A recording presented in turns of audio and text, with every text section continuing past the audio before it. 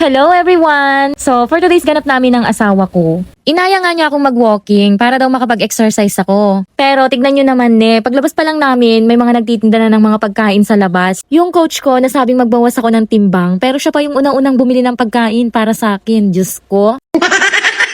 Baka daw kasi magutuman ako habang nagja-jogging or nag-walking. Mahirap na daw, baka daw bumuga ako ng apoy kapag gutom. Nagsimula na kaming maglakad dahil medyo malayo-layo din yung lalakarin namin papunta doon sa lake na pupuntahan namin. Sabi ni Daw Mingming, tumakbo na daw ako, tularan ko daw sila kuya para daw makarating kami agad doon sa lake. Sinubukan ko namang tumakbo pero dahil nga mabilis akong hingalin, naglakad na lang talaga kami. Kaya inabot kami ng 30 minutes bago makarating doon sa lake na pupuntahan namin. Grabe na din talaga yung bigat ng katawan ko, hindi na biro. Padagdag na ng padagdag yung timbang ko. Instead na pabawas na sana, madadagdagan na naman dahil may baon kaming pagkain.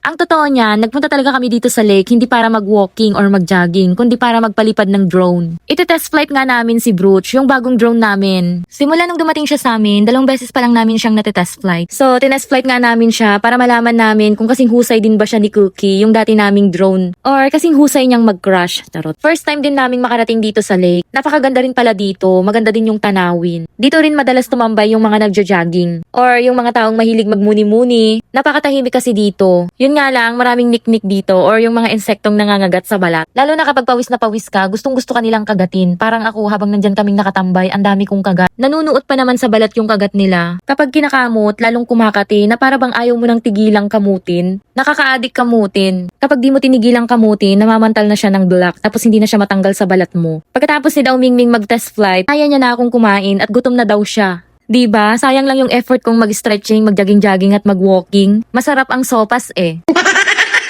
Habang kumakain kami, sinasabayan din namin ng kwentuhan. Hindi nga daw siya nakapagpalipad ng maayos dahil madaming ibon. Nakakatakot nga yung mga ibon dahil laging nilalapitan yung drone namin na para bang gustong makipag-friends dun sa drone namin.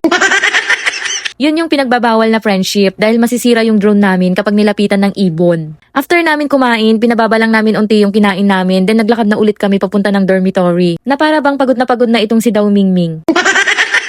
Mga 30 minutes lang naman yung lalakarin namin pa uwi, ganun kalayo yung nilakad namin. Kaya pagdating namin dito sa dorm, kakain na ulit kami ng pentang or yung lunchbox. Napakaganda nga ng panahon, 6:00 pa lang to ng umaga pero ang taas na ng sikat ng araw. Masakit nga sa balat yung sikat ng araw kasi nga ang init. Binilisan na namin maglakad nang makauwi na kami. Hanggang dito na lang. See you in my next vlog. Bye!